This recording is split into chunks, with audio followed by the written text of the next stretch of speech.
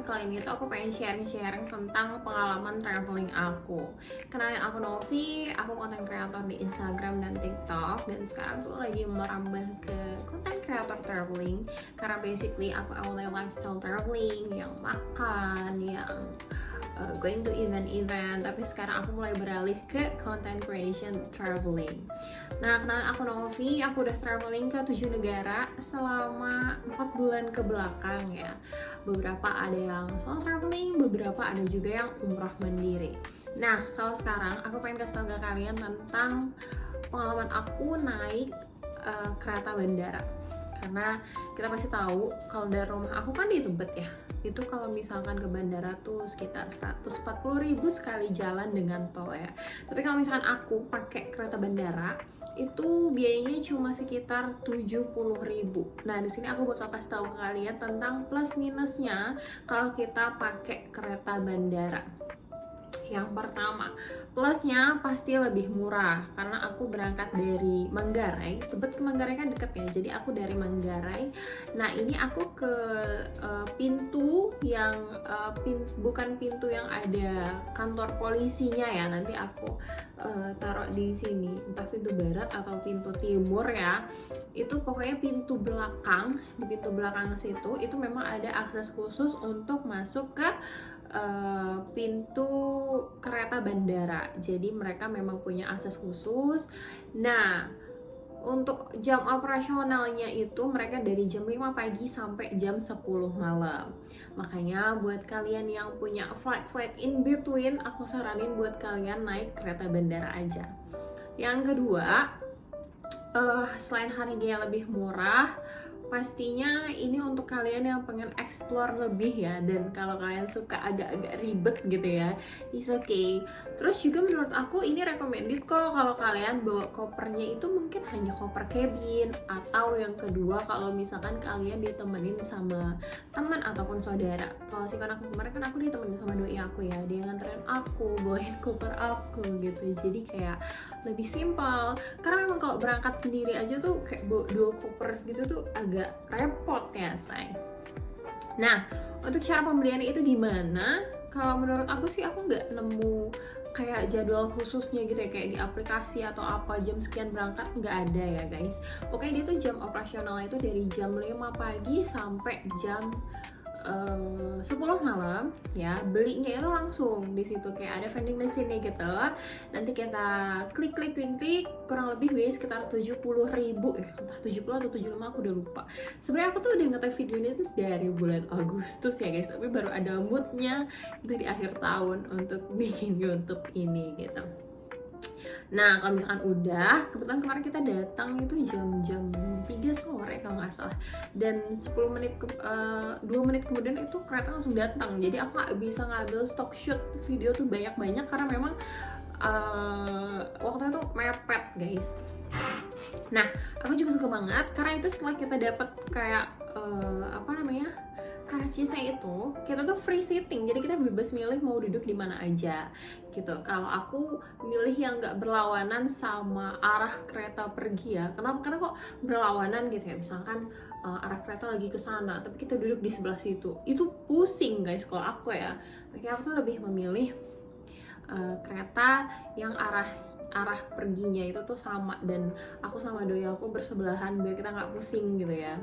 Nah, di situ seatnya juga enak, empuk, terus bangkunya empuk. Nah, kurang lebih perjalanan itu selama 1 jam aja, 1 jam kurang atau 1 jam lebih gitu ya. Enak banget ya, on time. Udah nyampe di situ, kita langsung nyampe ke kereta. Stasiun kereta bandara.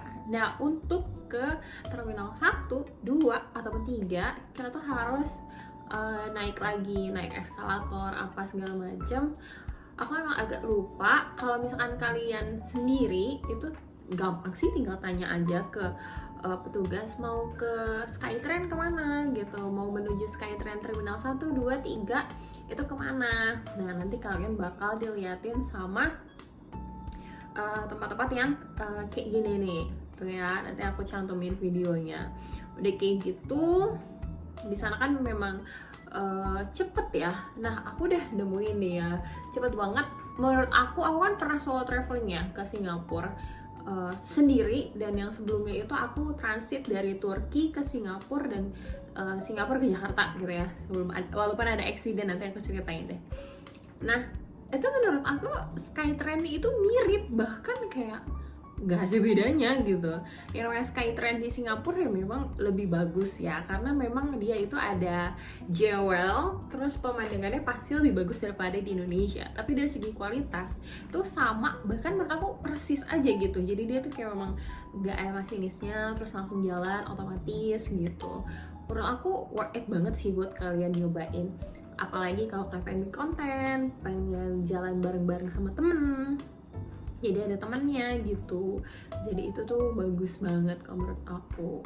Nah udah nyampe nih, misalkan kamu udah nyampe di terminal. Aku kemarin kan ke terminal 3 ya, karena memang flight aku pengen umroh ke Jeddah, tapi aku transit dulu. Jadi dari Jakarta ke Beijing. Ya aku ke Beijing dulu naik Air China.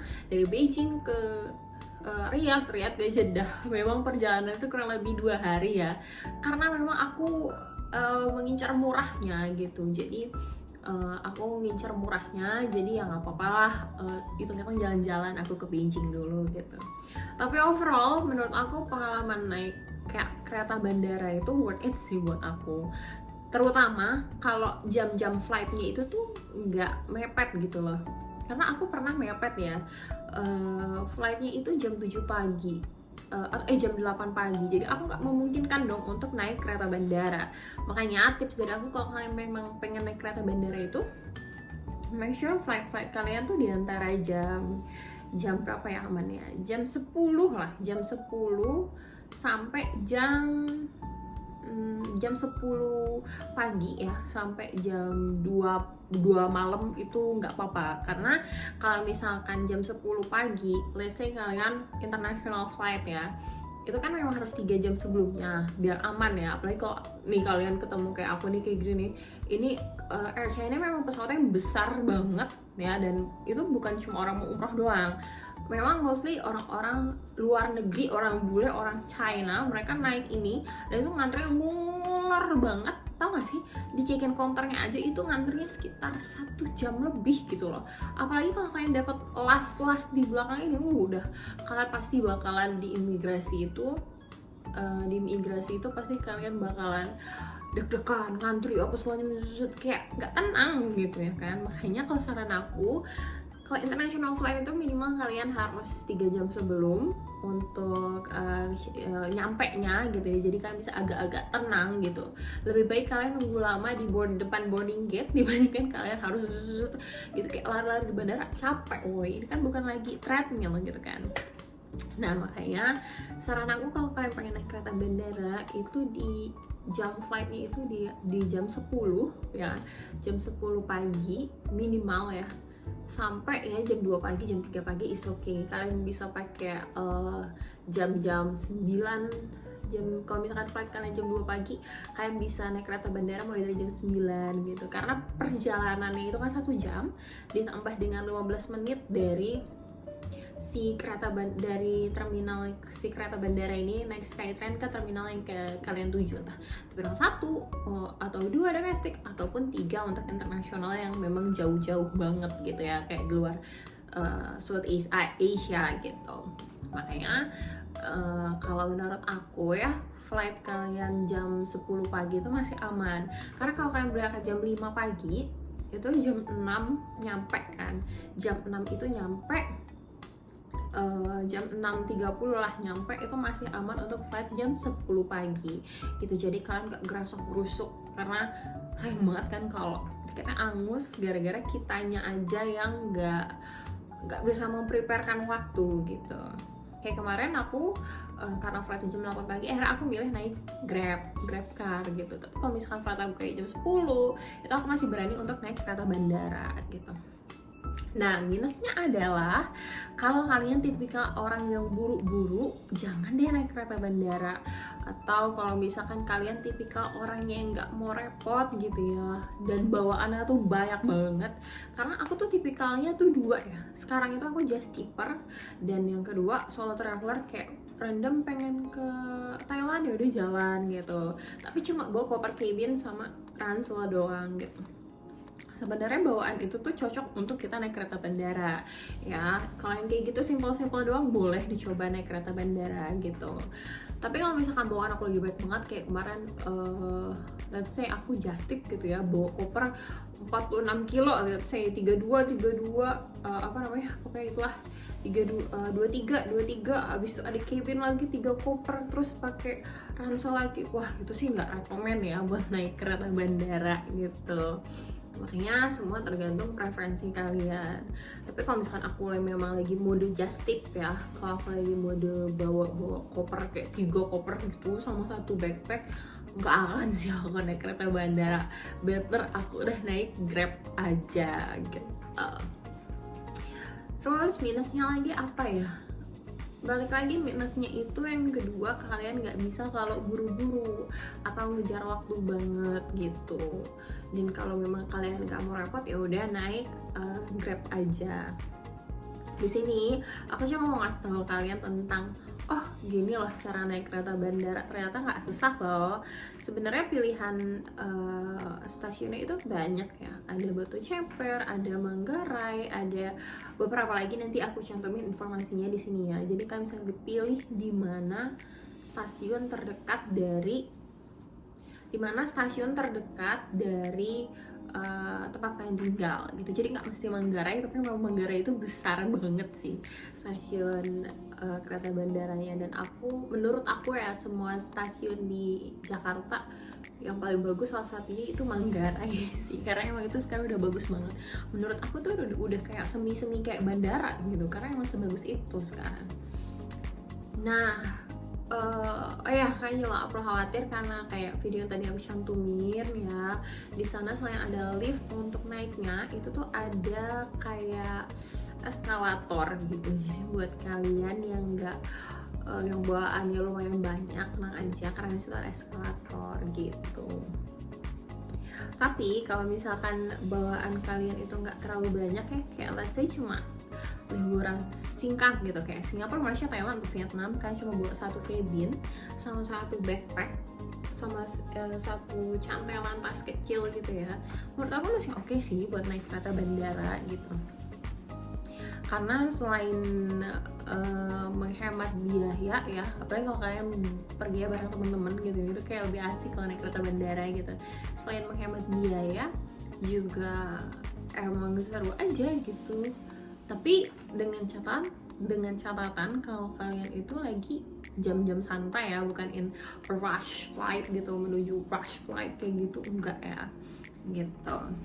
Jadi overall menurut aku bisa kasih nilai 9/10 sih. Kayak di waktu-waktu leisure time gitu, in my leisure time kayak aku bakal menggunakan kereta bandara lagi sesuai dengan situasi dan kondisi gitu. Ada juga misalkan aku baru pulang dari kemarin, terakhir aku pulang dari Thailand, itu aku sebenarnya capek banget dan bawaan aku juga lumayan banyak karena just tip kan, bawa kopernya juga lumayan banyak. Nah itu pun aku memilih untuk ya udah aku mau naik ini aja, aku mau naik Grab aja. Kenapa? Pertimbangannya karena kalau misalkan naik kereta bandara itu pertama udah malam, kemalaman gitu, aku agak-agak takut naik kereta bandara kalau malam-malam, dan memang udah capek banget, ada urusan di bandara dengan cukai, IMEI dan lain-lain gitu. Nah, kira-kira kalau teman-teman ada nggak nih pengalamannya tentang traveling ataupun tentang perjalanan naik pesawat ke luar negeri ataupun keluar kota, boleh ya komen di bawah. Nah, kali ini aku cuma pengen bahas tentang kereta bandara itu sendiri ya, plus minusnya udah aku kasih tahu, dan step-stepnya untuk menuju ke sana ya aku udah kasih tahu ke kalian. Next aku bakal review berbagai macam airlines ya yang udah pernah aku naikin, mulai dari Air China, Indigo, Air Asia, Jetstar. terus Turkish Airlines, ada beberapa macam maskapai yang memang aku udah pernah naikin, mungkin bisa jadi referensi untuk kalian karena aku typically orang yang bukan kaum banyak duit banget gitu ya, jadi milih yang misalkan Garuda gitu, yang penting nyaman gitu, yang penting aman, bukan ya, aku lebih memilih yang masih kayak low cost maskapai gitu. Jadi memang menurut aku bisa mencoba beberapa macam maskapai gitu buat referensi kalian ya.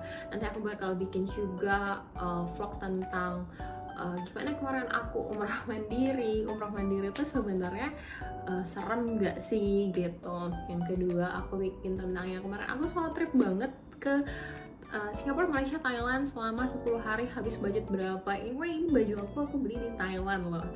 Aku agak-agak nyesel kenapa, karena nggak bawa budget banyak untuk belanja. Padahal ini baju bagus-bagus banget, kayak aku bakal balik ke Thailand lagi hanya untuk belanja ya, bukan untuk wisata. Kalau wisata aku lebih suka ke Malaysia dan Singapura, tapi kalau untuk belanja memang sumpah Thailand tuh murah-murah dan bagus-bagus banget ya. Sumpah ya, nanti aku bakal review semuanya. Nanti aku bakal cantumin semuanya di YouTube ini. Nah, buat kalian yang gak pengen ketinggalan, buruan deh subscribe, terus aktifin loncengnya di bawah sini ya, biar kalian gak ketinggalan update-update tentang traveling yang aku jalanin. Makasih guys buat kalian yang udah nonton. See you in the next video.